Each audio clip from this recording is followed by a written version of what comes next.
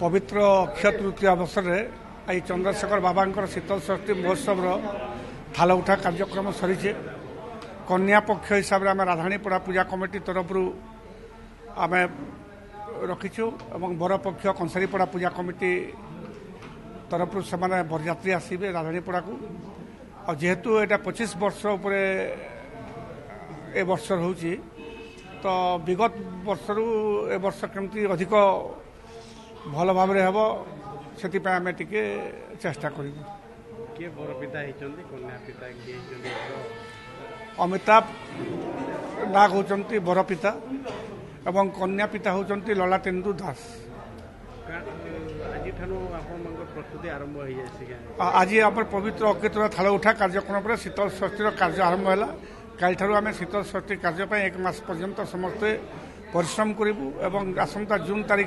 1 जो शीतल षष्ठी अच्छी ताकि केमती धूमधाम पालन कर